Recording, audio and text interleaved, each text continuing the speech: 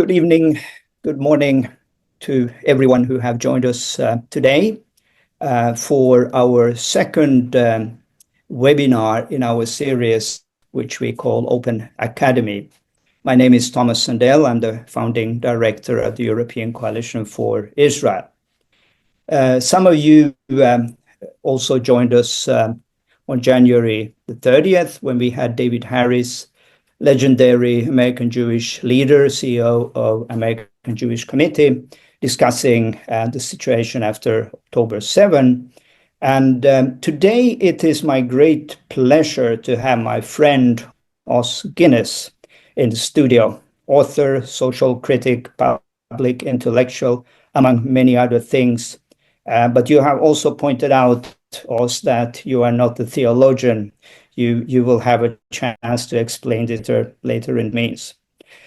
Over the last year, we had opportunities to meet both in Geneva, New York, and London, and been discussing things over a meal. Sadly, none of those conversations have been recorded, but this conversation will be recorded, and we will also add it to our website. So those of you who have enjoyed it will be able to share with friends. Today we are going to speak about Jewish-Christian relations at a time of international turmoil. What do we mean by this expression, international turmoil? It has often been said that Jews are the canary in the coal mine, meaning that the Jews are often the first to experience when there are deadly danger. But we also know that that which starts with the Jews never ends with the Jews. Hence, this conversation is extremely important at this time. Os Guinness, your last name indicates that you have some sort of connection with a particular drink, not Coca-Cola, not Pepsi-Cola, but something stronger. But you also have a very special heritage when it comes to missionary activities with Christian understanding of Israel. But I'd like to start by bringing to my attention one of the first time we met. This would have been, I think, 17 or 18 years ago, and leading an organization called European Coalition for Israel. Correct me if I'm wrong, but I think at that time, Israel or Jewish questions were not very high on your agenda. But then something happened, and I remember vividly being in a hotel room in New York, and I received an email from you, and you said, Thomas, you have to read this essay. The essay, I believe, again, was about Jerusalem and Rome. And it was written by a Jewish scholar. And I understood that now you were on a journey, on a new journey, which would also connect you with some of your ancestors that we will talk about later in the program. Can you explain a little bit of your journey? You've been a Christian, a public intellectual, but I think when it comes to a clear understanding of why we as Christians need to stand with our Jewish friends is something which may go back 10 years or longer. But I'd be curious to hear your own explanation to what happened. Us. Well, a happy St. Patrick's Day to you, Thomas, and a great privilege to be with you. Now, it wouldn't quite be right to say that I had no interest, no, because my great-grandfather was one of those evangelical Christians who were strong restorationists even before most Jews were. So I'm actually very proud of our family tradition, and it's always been there in the back of my mind. But maybe more recently, I put it like this. I like to think of the biggest framework that throws light on whatever you're talking about. The current biggest framework is the notion of civilization, and particularly Christopher Dawson's idea of a civilizational moment. In other words, the moment when a civilization which is inspired by some dynamism loses touch with its inspiration. And when that happens, it's either replaced adequately or renewed, or it declines. Now, clearly, our Western civilization is essentially Christian. And when you say that, as Benjamin Disraeli, our British Prime Minister, put it, the Christian faith is Judaism for the multitudes, as he put it. In other words, all the essential ideas that have made the greatness of the West are Jewish. They're biblical. So anyone who understands where we are today has to take that into account. I would add to that, the challenge of our present world is the dominance of authoritarian, if not totalitarian power. China, Russia, Iran, North Korea. How is the West, or anyone who loves freedom, to provide a counter to that, what I call a human-friendly future? Now, if you start thinking what that entails, you come down to things like truth, justice, freedom, words, and so on and so on. They are, again, all ideas that come not only from the Bible at large, but from the Hebrew scriptures, and almost all of them from the Torah alone. So no one concerned with the human future and the present crisis in the world today can afford not to understand the place of Judaism and the key role of Israel. Yes, I couldn't agree more, and no one can put that more eloquently than you, Os Guinness. But you also know that although you are 100% right, this is not the common belief necessarily of any either evangelical academic or evangelical in the pew.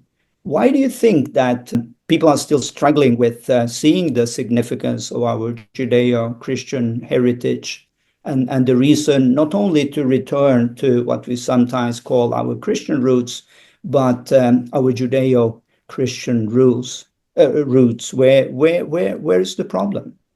Well, again, if we look back historically, we've got to say with deep humility as followers of Jesus that the treatment of the Jews is the blackest stain on the Christian record and conscience there is. Now, I'm proud to be part of the Reformation because you're not Martin Luther, but through Calvin, and then through the Dutch Christians in particular, you had the first attempt to welcome the Jews back. In England, it was started by people approaching Oliver Cromwell. And since that time in the 17th century, there's been a powerful strain of British evangelicals, including Irish evangelicals, which was my great-great-grandfather, who have been strongly in favor of the restoration of Israel. So great names like William Wilberforce, or my great-grandfather's great friend, the Earl of Shaftesbury, who pleaded with Palmerston, the Foreign Secretary, in the 19th century to make this solid. So there's been a solid stream of evangelicals who are actually, again, I would say it humbly, they were pro-ration of Israel, even before many Jews, certainly before Herzl. So thank God for those of us who stand in that tradition, who are unashamed supporters of Israel. But you can see today, particularly those in the academic world, are affected by what affects academia, which is the radical left. And then you've got a lot of the younger kids who don't have that same strong tradition, and they too, through the TikTok generation and so on, are strongly affected by the left. But for me, I was actually, Speaker Johnson's a friend. But before he became Speaker, my wife and I were in his office a day or two after October the 7th. And you had the first protest in the Cannon Building in the US Congress. Now, clearly, it was planned. Was the fruit of the so-called cultural Marxism and its long march through the institutions set off by Rudi Dutschke in 1967. So over many, many years, that long march through the institution of cultural Marxism was joining hands with the radical Islamism, which itself goes back even earlier to that meeting, fateful meeting between the Grand Mufti and Adolf Hitler in November of 1941. So the convergence of radical Marxism and radical Islamism, which we've seen in many of the world's campuses and more broadly, is a very, very fateful thing because it's anti-Israel, it's anti-Jewish, but it's also anti-American, anti-Western, and profoundly anti-human. Thomas, I have to say with this, well, clear that you have this powerful anti-Semitism on the left. What is extremely troubling is every indication of what you see on the right. Now, of course, anti-Semitism has always historically been tied into Hitler, and therefore people think it's only a matter of the right. That's rubbish. The left, including Karl Marx himself, has been radically anti-Semitic.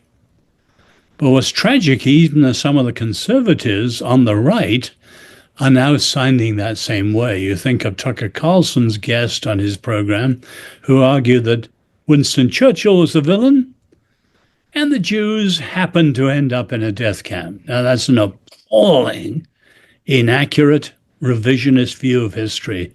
So both on the left, very obviously, and now increasingly on the right, you have this danger. At this point in the program, I'd like to mention your book, your latest book, I should say, where you explain what you just gave us a summary of in greater details. The book is called Our Civilizational Moment, and it's something really that we can recommend that you read.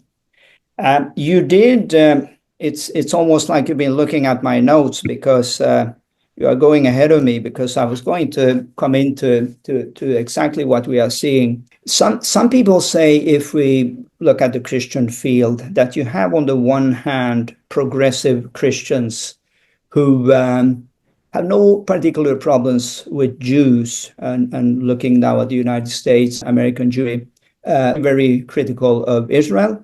Then you have, on the other hand, some would say conservative Christians, clearly to the political right, who are very fond of Israel, but tend to be very critical of Jews and American Jewry, especially since most evangelical Christians would be rather conservative. And we know that American Jewry, by tradition, is voting on the Democratic Party. How can we find a balance where we are both? And I realize that this is something which is probably more common in the United States, where there is a greater interest in anything related to Israel. In some evangelical circles, going more in the spectacular direction, looking at apocalyptic views. And I know in Jewish circles, we are often being questioned as to why we as Christians are interested in Israel. And there is always this suspicion that it has somehow to do with end time scenarios. How can we strike a balance where, on the one hand, the conservative evangelical church in the United States could work more closely together with the synagogues, with the Jewish communities, and on the other hand, how can we convince those on the Christian left to say that it's not enough to just tolerate Jews? If we also support the Jewish state, Israel. Do you have a chapter in your new book about this? How we can solve this equation? Well, I've got a book coming down the line which includes some of this. But Thomas, let me go back further than you might think to the Judaism itself. If you think of the lost 10 tribes, which was a huge number of the people of Israel, lost forever. And as the Jews themselves say, what happened to the lost 10 tribes? They were, quote, acculturated into oblivion. They were so unfaithful. Now, if you think of the Christian church since the rise of the Enlightenment and the constant attacks on it, there's a whole branch of the church that has also been acculturated into oblivion, many of the progressive Christians. Now, you can see that in the US, the whole of the main line has, as they put it, been sidelined. It's lost the Christian faith, and it's just echoing an echo chamber for the radical left. and they obviously are opposed to Israel and increasingly to Jews, and that's tragic. Now, if you look at evangelicals in particular, you're right, too many of them supported Israel because of end times thinking. But there were many, though, who have, among the scholarly world of evangelicals, who are also in academia, and they have taken on the color and the cast of the thinking around them, which is towards the left, as most of academia is over here. So sadly, the evangelical voice itself is now divided. As I said, the younger generation, who are affected not by academic world, but by things like TikTok, they certainly, I thank God for serious theologians like Jerry McDermott, who are strong evangelicals and strong in their theology of Judaism, because we've got to overcome the whole notion of supersessionism and truly see the biblical relationship of Christians and Jews. So this is a very important moment. So you've got scholars like Jerry McDermott, you've got popular movements like Bishop Stearns in the Eagles, who's taking hundreds, if not thousands, of pastors to Israel and opening their eyes to what's really happening. So I'm hopeful. Yeah. My own tiny contribution is to get people to think it is critical, theologically, yes, and in other ways, but also civilizationally. Mm-hmm. When we stand for the Jews, we're standing for everything that. And you articulated that very well just a few weeks ago in London, in front of 4,000 in the audience at the ARC Conference Alliance of Responsible Citizenship. And for me, it seemed like this was one of the central themes that kept coming back on and on again, that without going back to our roots, and as I said, Judeo-Christian roots, as a continent, we are really lost. Coming back to Zionist history, because it is fascinating, and we've heard Prime Minister Netanyahu often say that the Christians are our best friends. He even went as far as to say that without the help of our Christian friends, there would probably not be independent state of Israel today.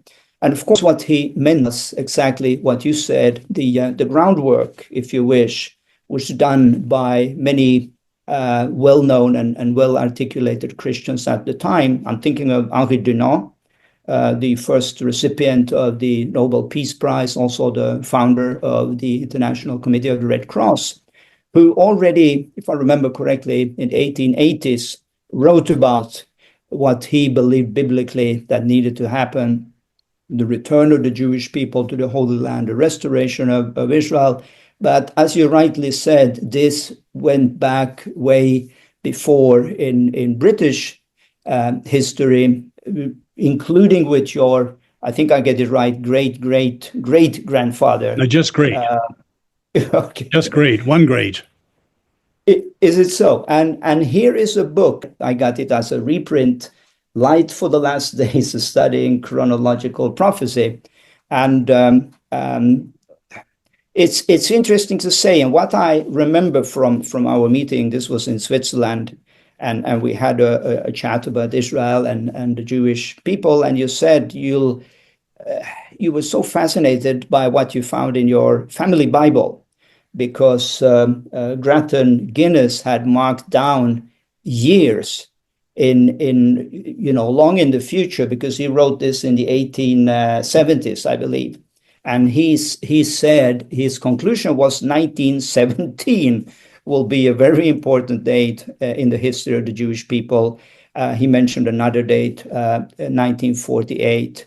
What are you said before you're not a theologian, so maybe we are going out on deep, but I'm sure you must have some reflections as to Grattan Guinness to come with these spectacular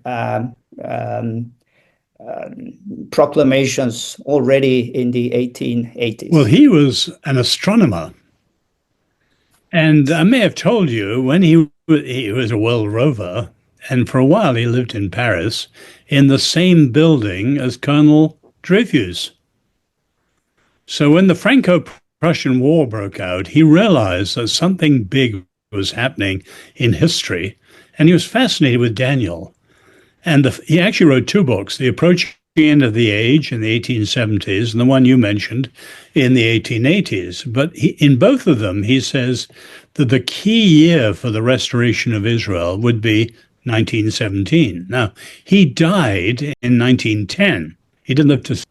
But in 1917, one of the British papers said this may be the year. And one of my great-grandfather's friends saw that Edmund Allenby, the general, had been seconded from Flanders to Cairo. And he was furious because that was a backwater. And my great-grandfather's friend went to him and said, look, Edmund, you could be the man to liberate Jerusalem. Allenby said, absolutely impossible. Couldn't be done in the short time frame. And they talked about it. My great-grandfather's friend showed him the book and the prophecy.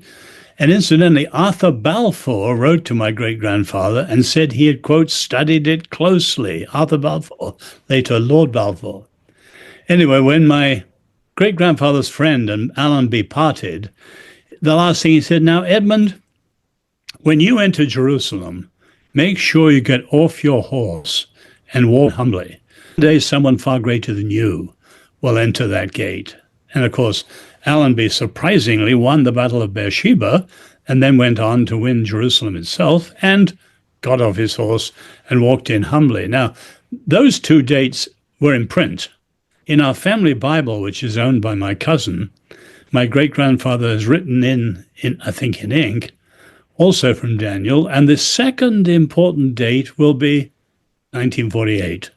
Now, friends tease me, I'm not a theologian, and you know, prophecy is under a cloud these days because of the wild prophecies in the 1960s. But I always say, well, at least stopped clocks get it right twice. How else do you explain it? And certainly he was passionate. I mean, my great-grandparents, they bought land in Palestine to give to Jews who were returning from persecution in Europe. No, it wasn't just an idle speculation. They were passionate about these things. Yeah, no, that's really fascinating. I hope you have all of that well documented in one of your books. If not, you have to think of a new book. A book to come. A book to come. Let me continue on that note. Going to San Remo, you know that the Paris Peace Conference and the San Remo Peace Conference of 1920 always has been very central to the work of European Coalition for Israel.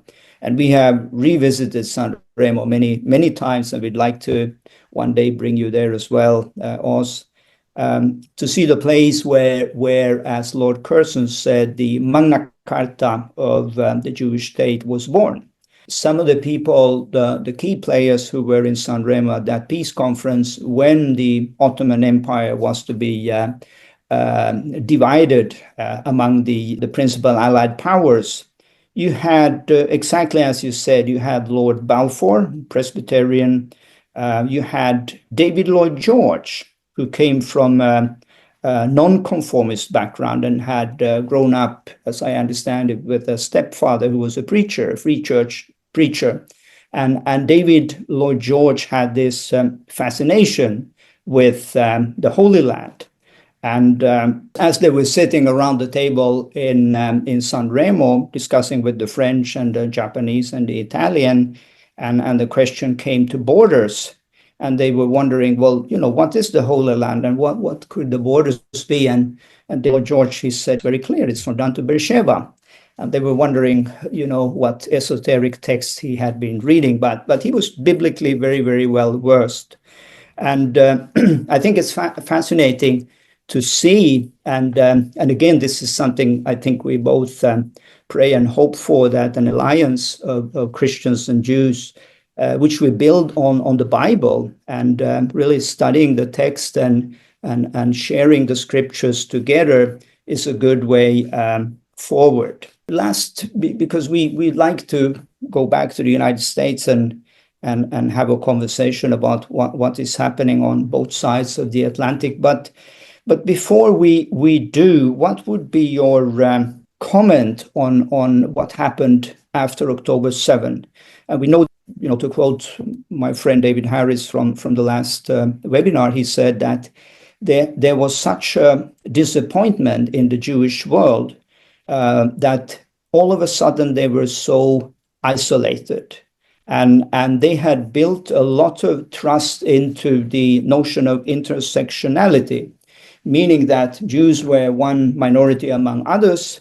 So if they would only build good relationships with all the other minorities, depending on how you define it, once the Jews would again be in trouble, they would come to their help. And he said that's exactly the opposite to what happened.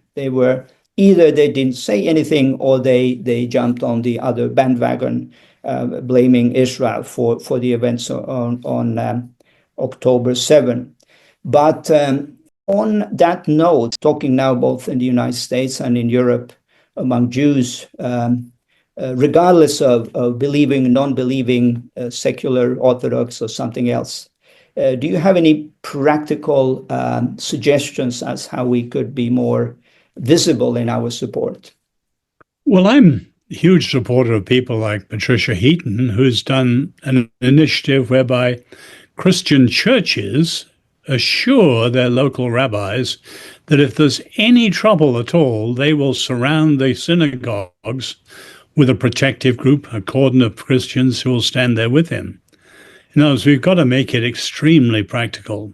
Now, I myself, I know with you, we've been at things like the Tikva Foundation. And my own contribution is I go to people on the left, and basically I argued your revolutions, which I understand because they're passionate about justice, but your revolutions never succeed. Your oppressions never end, and your promises are never delivered. And I bluntly argue that in various ways. And having lived my first 2 years as a young boy in China, I know what the reign of terror is like. But then when you meet left-wing people who really are concerned, then, all right, if way forward for humanity, well, people like Elon Musk will say, we've got to colonize Mars. And to me, that's tragically irrelevant. The challenge is to create human, just, free societies on Earth. And if you start people in that vein, you immediately get down to things that are all part of the Torah. And once again, I champion this notion of a human-friendly future. And whenever people launch a debate of what that is, you immediately go down to Jewish ideas. Now, of course, where you began, many of my American Jewish friends, they realized that they put their faith in two countries, Israel and America. And they're now realizing there really is only one country that will finally champion the Jews, and that is Israel. Wow. Now, that's tragic, the way America has changed so much, but sadly, it's true. So that leads us to the second half, if you wish, of this conversation. Sometimes people misrepresent you and they say Washington, D.C. They may even go as far as to say you're American, and you said, well, I'm not, I'm British. So you have a perspective which I believe is unique, having lived for many years on the other side of the pond, but kept your British perspective and distance in a way. But you have also written very passionately about the American experiment. And as you mentioned before we came online, that next year will then be the what is it, the 250th? Yeah, that's what I thought. 250th anniversary of the American independence. Here is your book, which came out before your latest, the Magna Carta of Humanity, in a beautiful way, how the Jewish covenant and the idea of covenant is so prevalent also in the American experience. So American exceptionalism, and you mentioned it earlier in the program, how can we, on the one hand, cherish American exceptionalism, and on the other hand, find a balance where we find a a sense of international solidarity, if you wish, or a broader identity. You mentioned a conference in New York in December, where I also was present, and the discussion was about how the Jewish Christian component could be strengthened in the US, and how can we find the right balance? And are you concerned about some of the developments in America at the moment, and what is the way forward? Oh, I'm deeply concerned about the developments in America because I think what's clear, or at least many people are clear what's wrong on the left, wokeism, DEI, and all that. They're not so clear about the dangers on the other side. In other words, the president talks about make America great again. He never says what made America great in the first place. And rather than going back to the covenantal constitutional politics of the founders, he's actually playing a deal-making transactional power play that's very close to Nietzsche's will to power and China, Russia, and so on. So I'm a critic of both of the extremes. Now, incidentally, I don't believe in American exceptionalism. Historically, the only real exception in 70-odd superpowers would be one that didn't claim to be exceptional. They all claim it in their time. Now, they're all distinctive, but they're not exceptional. And I think Americans need to go back. Make America great. All right, what made it great? If you look at what Alexis de Tocqueville calls the double founding of the US, founded by the settlers who were Puritan, and then the 18th century founders. Covenant became constitution. Now, that's incredibly important. If you look at European history, when the Christian church became the official religion of Rome, 380, or not, it copied Roman structures. What did Rome have? A Caesar, consuls, senators.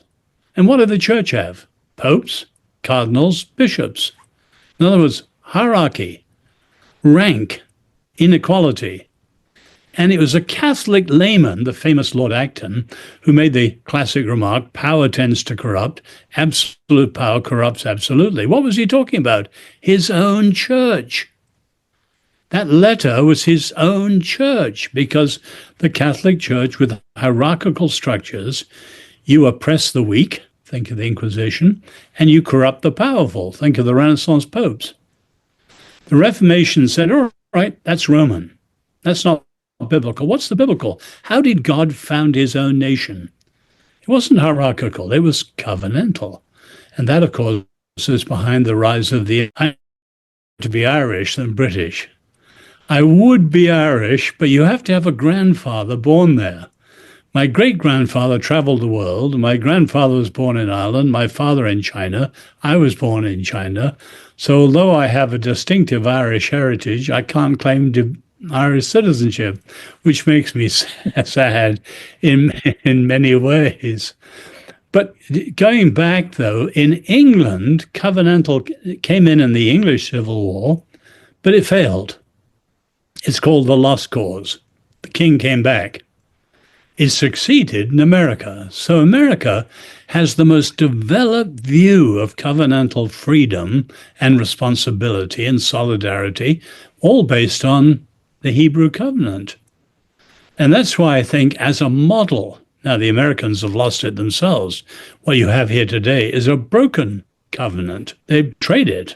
Remember, if you go back to John Winthrop and his sermon on the Arbella, he said, either we will be a city on a hill or a story and a byword throughout the world. And America is becoming a land of a broken covenant. So, as you said, next year, the 250th anniversary, the so-called semi-quincentennial, which is an ugly word. But my challenge is to America, you need to go back to what made you great in the first place. And it wasn't the economy. And it wasn't the military. So you can rev up those two, and it'll make no difference at all. Your distinctiveness is what made you a freedom-loving people in the first place. Now, the lessons are there in the Bible, many of them. And those lessons are there for the world. And I wish Christians, for example, would ransack Exodus and Deuteronomy, and they studied on a level with Plato's Republic, Aristotle, Karl Marx, because the Sinai Revolution put more of its stamp on freedom than Athens did, or the French Revolution did. But Christians have made it all spiritual and personal and private, when these things are incredible for the world. That's my challenge. Fascinating. Looking again at transatlantic relations, and the 20th of January clearly was a start of a new era in international relations, and some would say a new world order, which we don't quite know where it's leading, but I think it's dramatic as anything after the Second World War. And one speech, which I believe will go down in history as a marker, accidentally perhaps, but nevertheless, was the speech of the new Vice President Vance in Munich at the Munich Security Conference, where he was very critical towards Israel, towards Europe, and was very open in his criticism. He said, for example, that Europe has not paid attention to Europe is changing dramatically. Europe doesn't have any optimism. Nativity is catastrophically low. Europe worships creation instead of the creator, and but also looking at religious freedom and freedom of thought in general, and I think even in Europe, at least in conservative circles, there were those who would say that, yeah, he got, he understand what has happened in Europe. So I would, to some extent, I would give him credit for being very outspoken. But on the other hand, it was a very harsh lecture, and there wasn't much willingness to engage or to find common ground, and perhaps not the best way to introduce yourself to the international community. But Os Guinness, what are your thoughts about that speech in general and everything that the content of what he said, I mostly agreed with. But the setting, I thought he got it entirely wrong. I mean, the context was the defense of Europe against super authoritarianism, and he didn't address any of that. Now, I thought it was an inappropriate speech and quite wrong. It would have been superb in an academic seminar or something like that. Now, you've seen a sort of revival of Europe since then, but now you remember when the Ukraine war broke out, people said, the West is now active and united. And I thought that was quite wrong, because no one knows what the West is. What on earth is the West? And now Trump has put a dagger into the heart of it with his American first policy, and he's reversed 80 years of the American leadership of the post-war world. So the West is in confusion. Now, the EU won't admit that much of the roots of the West are Christian. And that's where we began, of course, Judaism for the multitudes. But if you look at Europe, or the West, is the greatest, strongest civilization in history. And I say that not as a moral compliment, but as a fact. It has transformed the world. Rome, for all its greatness, China, for all its greatness, were regional. They never transformed the world. The West, through what Neil Ferguson calls the killer apps, has transformed the world. And Westerners should say, who are we and what made us who we are? And the roots of it are clearly Jewish and Christian. So the conversion of the barbarians, what Tomas power. You take some of the central truths of the West and America. You take Jefferson's Declaration of Independence. We hold these truths to be self-evident, that all men are endowed with their creator, etc., etc. Self-evident? Plato would have called that nonsense. Plato said some men are gold, some men are silver and some are bronze. Aristotle, some are born to rule, some are born to be ruled. You look at India, the Dalits are not the equivalent to the Brahmins. What Jefferson was saying was self-evident if you're biblical. In other words, one of the great truths that the Christian faith has contributed to the West is the notion of human dignity, human worth. And there isn't another view of humanity anywhere which comes close to it. Added to us, and where do they come from, and what do we stand for? So, open immigration, whether it's in Britain or America, is suicidal. The central issue for, say, the American Republic should be citizenship. Every newborn America should go to a public school and learn what it is to be American.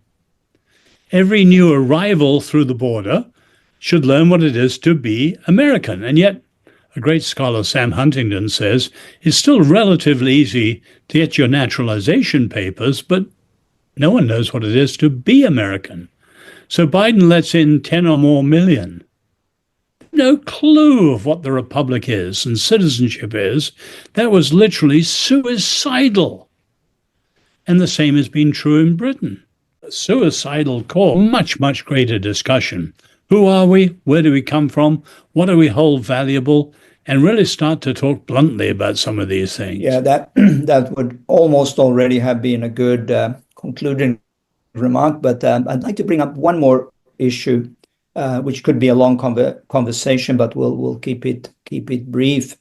A mutual friend of ours mentioned a year ago, I think, that when we were looking at Europe and the challenges that Europe were facing in the last few years, we were typically looking at Islam, radical Islam, and he said something very interesting. He said none of us would have thought that the first real conventional war on European soil would have been started by a Christian nation. And he was gets from the Russian Orthodox Church. And also today, when you look, there's so much confusion, and many in our Christian circles as well are not quite sure on which side they are.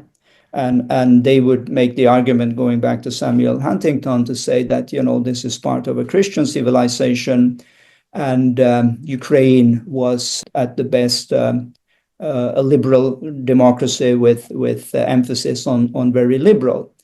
How do you respond to these friends of ours who somehow think that Putin has a legitimate claim to Ukraine, which, for the record, I think is ridiculous.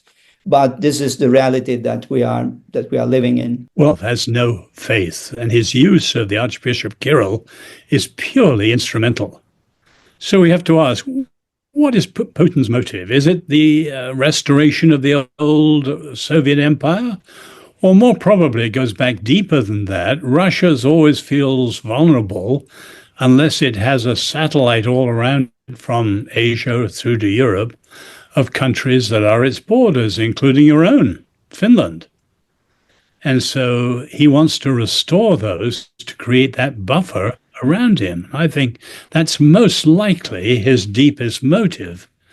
And of course, that's not religious at all. I don't think he's got a genuinely religious bone in his body. Now, I'm thrilled that there's been a tremendous growth of the church in Ukraine, even in the last 10 years. And I think that's very encouraging. But clearly, all sorts of motives are all in the present thing. So, you look over here, America first. Is that isolationism or is it insecurity? You can see almost every issue has multi-causal factors behind it. And it's challenging to extricate them like a game of pickup sticks so that they don't all collapse and pick them out. But at the end of the day, some of these things are relatively simple.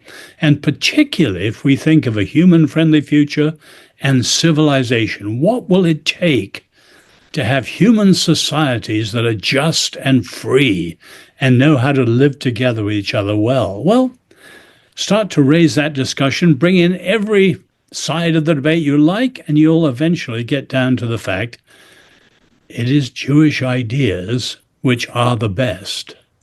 And that's, I think, the significance of Israel, quite apart from defending its democracy and so on today. This is absolutely critical to the future of the world and the future of humanity. Os Guinness, my friend, public intellectual, author, social critic, it's been a pleasure to have you on this webinar. And I was just thinking for myself, with so much confusion in the world, so much polarization, radicalization, you are a voice of reason. And we are all grateful for your input, for your influence through your books, through your speeches, and many other ways. Thank you so much. This has been the European Coalition for Israel Open Academy webinar. We will see you again 2 months from now with another thinker. It will be difficult to match our tutors, but we will do our best and see you again in the month of May.